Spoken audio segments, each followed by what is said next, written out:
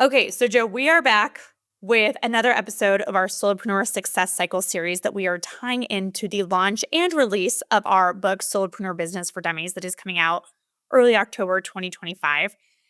And the last episode, we kicked off the planning phase of the Solopreneur Success Cycle, but that is the biggest phase of the Solopreneur Yes. Success Cycle by far. So keeping these soundbite episodes short, the ones that just Joe and I do. And just a quick correction. Sorry, it's the step because we have phases and we have steps, right? So just don't want anybody confused. Thank you for But it is the biggest step. The biggest step in the phase of the Solopreneur Success Cycle. Are you guys still with us? So in the last episode, we talked about business models. We talked about what to call yourself. We kind of gave an overview of planning in general. And for this episode, we are going to specifically talk about your competition and defining your customer, because planning those things out before you actually start the race, I guess I'll say, are key. Because if you don't know your competition and you don't know your customers, you are going to be spinning your wheels and you're going to be, Joe mentioned in a past episode, just going through trial and error unnecessarily. And that can really, really affect your mental state and the progress of your business or even the launch of your business if you keep just going in circles. So, Joe, let's start with competition, defining your competition. Why is this even so important? Can people just work in a silo and hope their business does okay on their own? Yeah, you can. I think you're missing an opportunity if you do that. I mean, as a solopreneur, we talked about in the previous episodes, you don't need, to get the lion's share of any given market, right? You just need a little tiny piece. So competition isn't always as huge a deal because, you might have, 5 other solopreneurs that you're competing with and a couple of big companies, and you get a tiny percentage of the market and you're perfectly happy. But, competition isn't the enemy like it is with bigger companies, right? Where if you're not growing, you're dying. So you're usually trying to take business away from your competitors. But it can provide a lot of insight, right? So it can do things like, number one, help you maybe niche down a little more, find an underserved market. It can help you spark new ideas or ideas that other people have that you didn't think of. Just a quick example of competition. One of the things that's happened to me a couple of times in my life is I wanted to buy something and I went out and looked at all the products and didn't like any of them and built one. And the first time I did it, I built a tool for figuring out where to put retail that ended up becoming Trade Area Systems. And it really worked out nicely in the long run. We sold it in 2020. And the second time was I wanted to buy a task management app. And I tried a bunch of them and I didn't like any of them because they didn't do what I wanted them to do. So I started building one. That is the soon to come out finally Lifestar app, which is, I won't go into details, but so the competition really inspired these products, because if I hadn't looked at the competition, I wouldn't have realized what I wanted that was missing. So by looking at competition, you can get real insights into maybe things that you could do that you hadn't thought of. So that's number one. Number two is understanding that there's different kinds of competition, right? The direct competition is the obvious one, right? I'm a life coach for men over 60, and Bob is a life coach for men over 60, so we're competitors. That's great. But there are other kinds of competition, like indirect competitors. So, for example, I'm a life coach that helps people that feel that their energy is low and they want more energy. And I could be competing with a personal trainer who brands themselves around, getting people into shape so that they have more energy. Or even coffee brands. Yeah, that's pretty indirect. Yeah. What's that coffee called? Death Wish or something with the really high caffeine. I mean, there's just, a lot of ways to solve the problem. And then there's the really extreme ones, the budgetary competitors. So you've got something where I think the example I liked was the idea of, say I make custom jewelry. And so some guy comes to me and he's looking at getting a ring for his 10th wedding anniversary for his wife to sell, so a custom made ring to celebrate their 10th wedding anniversary for his wife. but he's also talking to a travel agent about taking a cruise for their 10th wedding anniversary, right? So I'm competing on budget, right? There's a certain amount of money he's either going to spend on a ring, he's going to spend it on a cruise. But for solopreneurs, I think that's a little beyond the pale most of the time. I mean, maybe not for you particularly, somebody, but for most people, I don't think they have to go that far. But the direct and indirect, I think, are important to think about. Just because, number one, not so much you go, oh my God, somebody else is doing what I'm doing. Well, that is not the end of the world. Even if it's a big company, if big companies ruled the world, there wouldn't be startups. So don't let that scare you, but do learn from it. What are they doing that you might do differently? How could you maybe take, 0.1% of their business because you do something a little different, a little better, a little more focused on some aspect or pain point.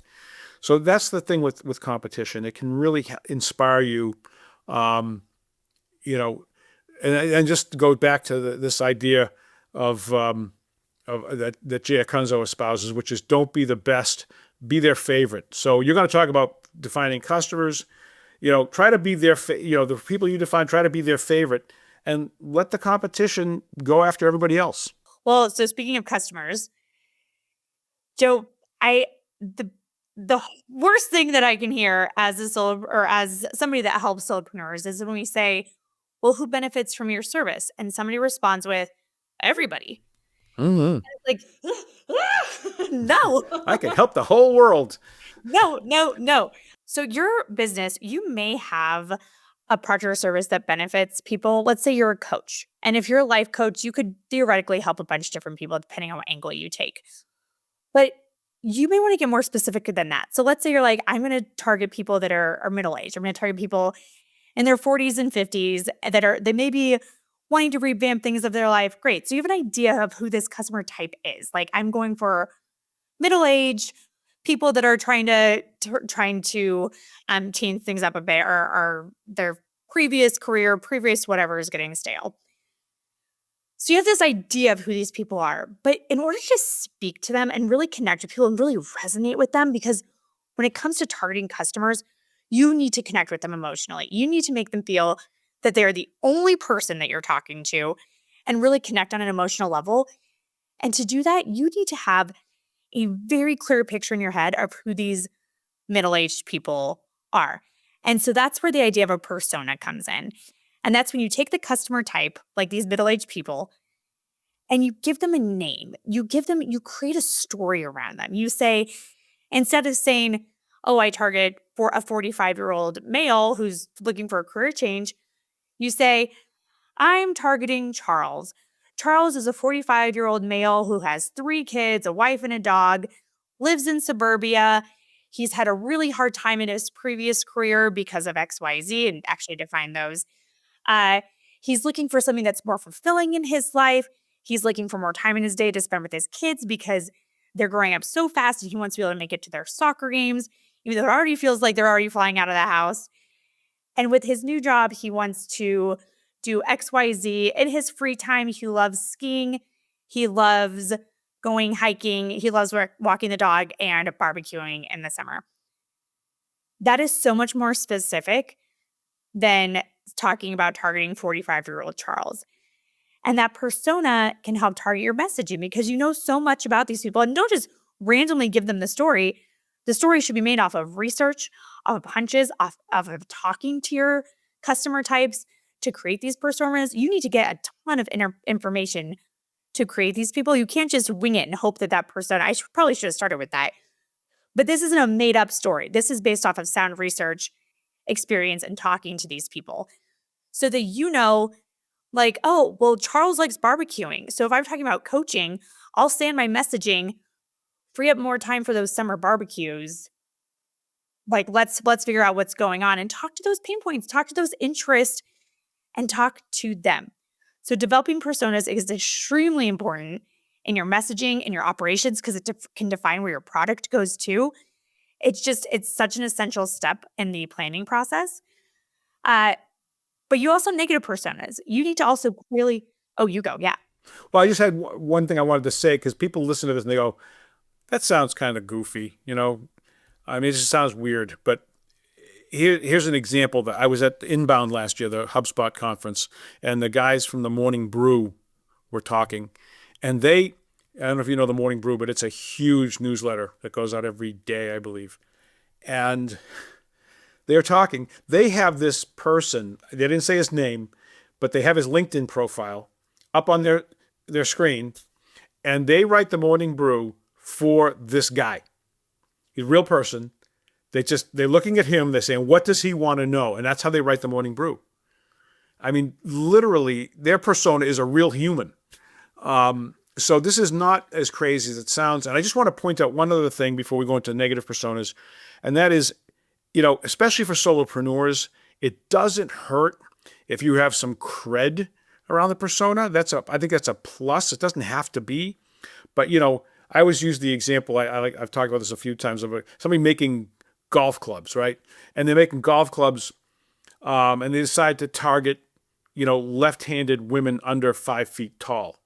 It's a great niche, right? There's probably plenty of left-handed women under 5 feet tall that play golf, that a solopreneur could make golf clubs till they died. But if you're not a left-handed woman under 5 feet tall, or have a lot of kind of testimonials, social proof from women, left-handed women under 5 feet tall, that your golf clubs are awesome, it might be tough. It might be tougher to sell that. So I just want to throw that out there.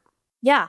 And really quick, before we go on to negative personas, like you said, only aim for like 2 to 3 real personas. You don't, because you think you can target everybody out there, don't create a persona for everybody out there.